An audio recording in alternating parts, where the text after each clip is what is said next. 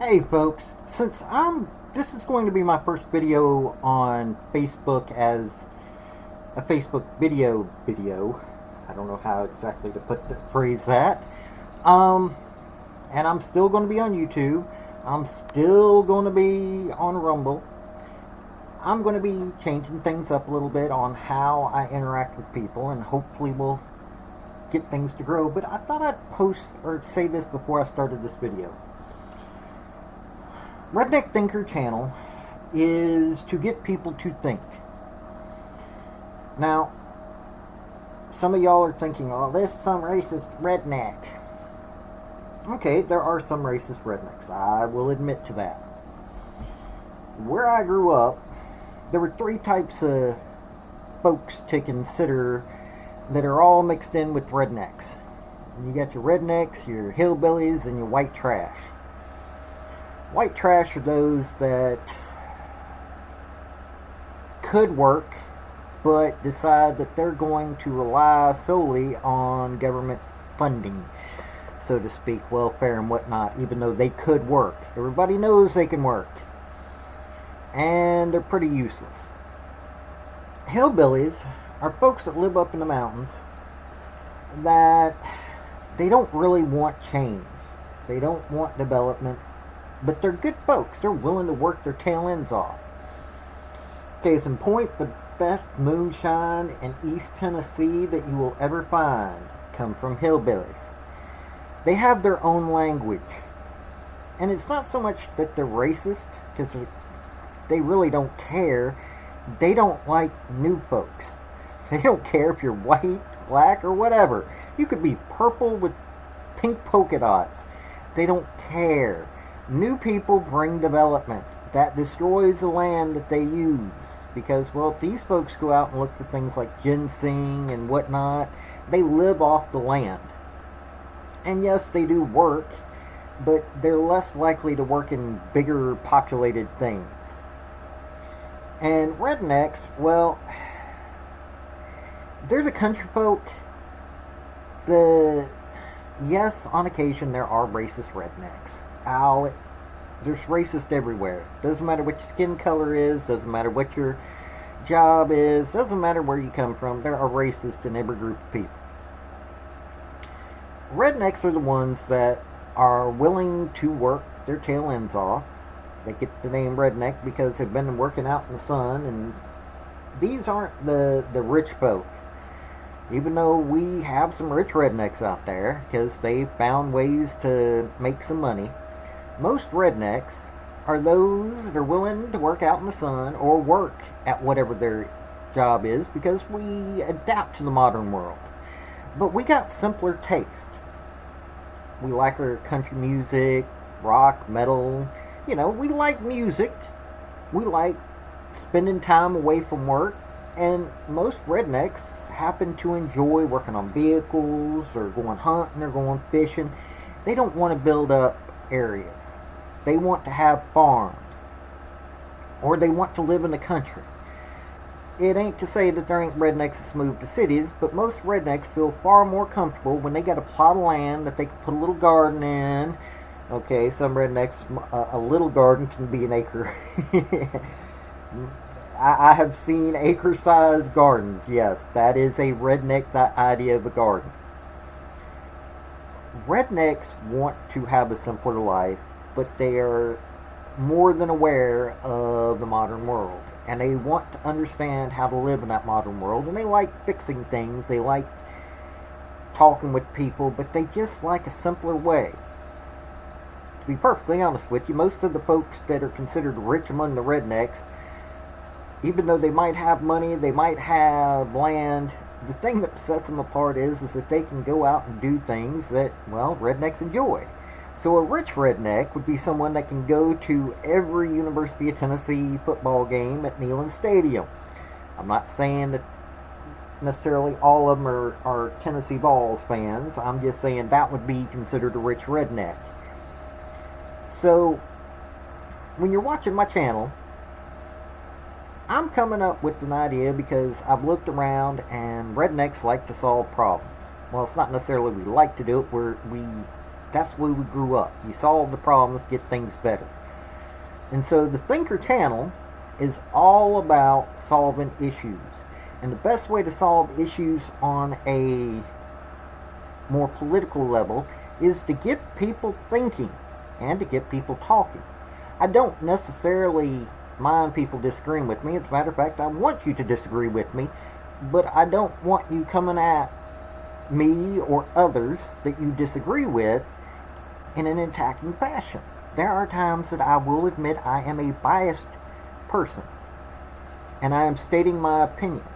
But I am doing it in a way to get you an idea of what you're dealing with if you oppose my thought process. It's not that I mind you opposing my thought process, because we can't get real change unless people understand each other's sides. I want you watching the videos to get an idea and to start thinking of how you would solve the problems that I am bringing to you. If you think it's a problem, but that you don't like the direction that I'm going with the problem solving, then hey, then consider it as your idea to come up with a different idea. So, now that I've explained it, because this is the beginning of my channel on Facebook, and right now YouTube, I don't know what YouTube's doing, and I'm also going to try to promote Rumble a little bit better so I can grow on there. I'm going to try to grow across all three mediums. Let's get into my book review. Howdy, y'all. This is Paul, the Redneck Thinker. What we have here is a channel to communicate. I want you folks to be thinking by the time you leave my videos. Why? Because I'm tired of people talking via what other people tell them to think. So, watch my video and enjoy the chance to think for yourself. Now, you may be wondering why I do book reviews on a page that normally does news and political commentary. It's because people need to find books that will give them real facts.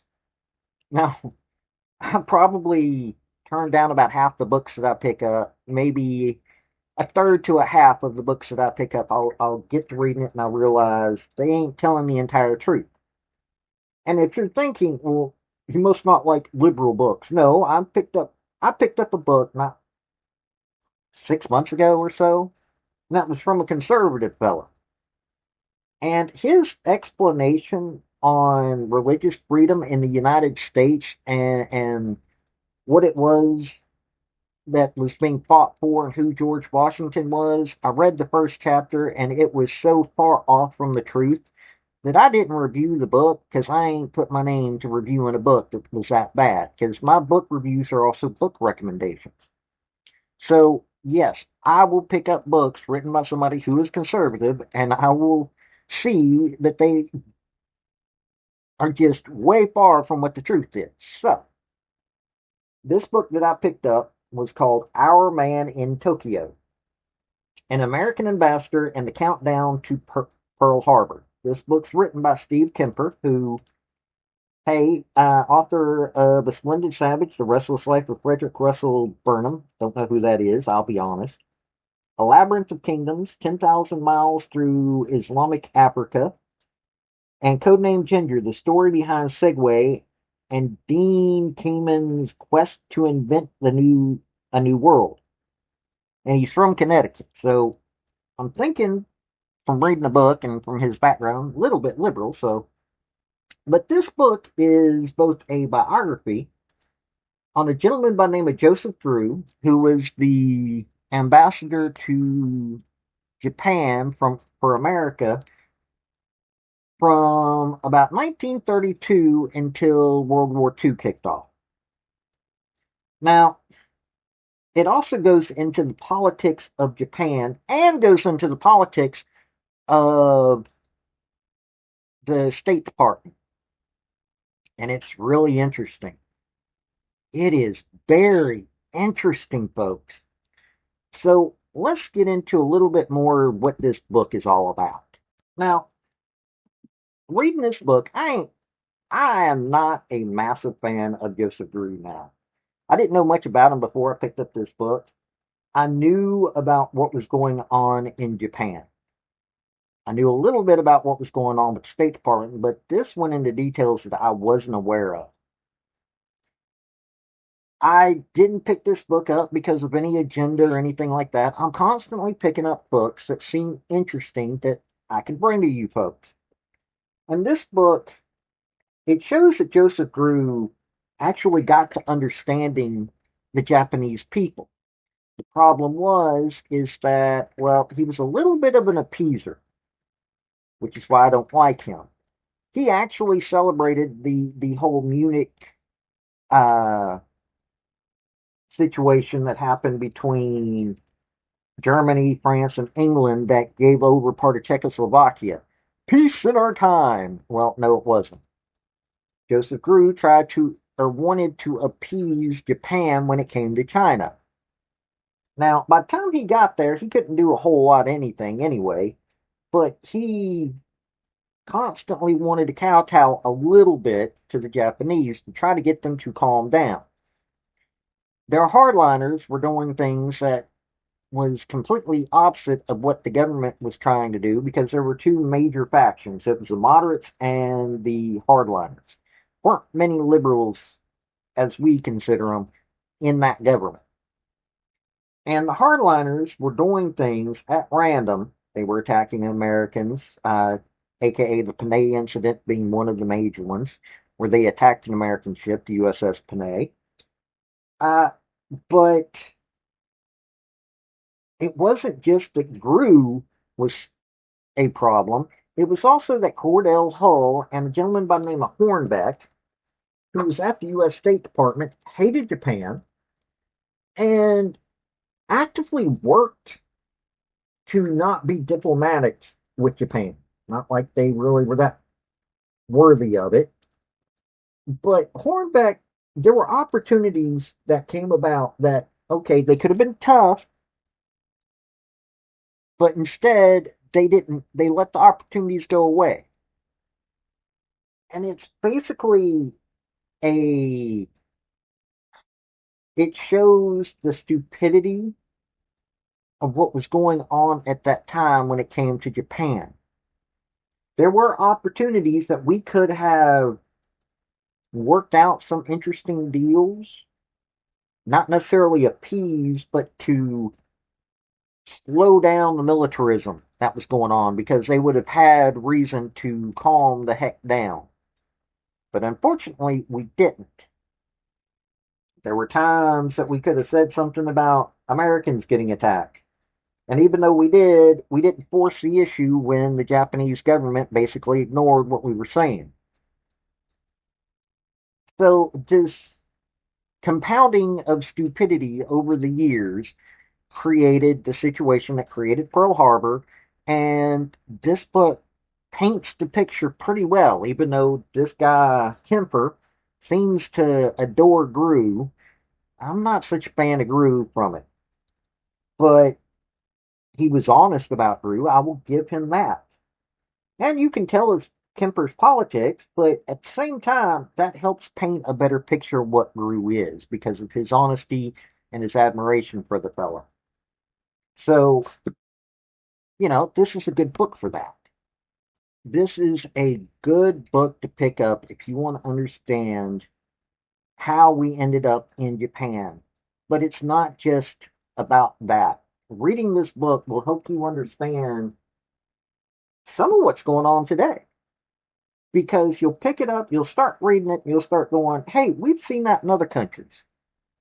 We see how government not restraining certain parts of itself because they've grown too big in certain areas, how that can be bad for a country. Yes, that is a valid thing to consider when reading this book. And while it's the military in Japan, other nations, such as the US, it's other parts of the government that are acting on its own. And this shows the dangers of that. And I think we need to pay attention to that sort of thing. But hey, I would pick up this book even if you're just wanting to understand how we ended up with Japan attacking us. So, If you've made it this far, please hit like and subscribe. Also, if you want to help me out, if you're watching this on YouTube, uh, I got memberships. If you're watching this on Facebook or Rumble, down below is a Linktree link. Even if you're on YouTube, I have a Patreon there. I'm trying to raise money up so I can have better quality videos. There are things that I am working on. I am still trying to learn. Even though it's been a year of me doing this, I am slowly learning things. I am learning how to make better thumbnails. I'm learning graphics a little bit better. Sound quality, I'm still trying to figure out. But I could use a little bit better equipment. And I don't quite have the money to do that right now. So if you want to help me out, hit like, subscribe. Sure, that'll help. And also, if you don't mind, could you go to Patreon if you've got the money? It's just a couple bucks on either my YouTube membership or my Patreon. And if you do that, then you can help me with making some videos on occasion by telling me, hey, this is a topic I think needs covered. So, it's been Paul, the Redneck Thinker. Y'all have a good day now. Bye. So, folks, that's the story that I wanted to bring you on this video. And I just wanted to say thank you again for coming by. Hit like, subscribe, comment, all that fun stuff if you don't mind. Help me out. So, y'all have a good day now. Bye.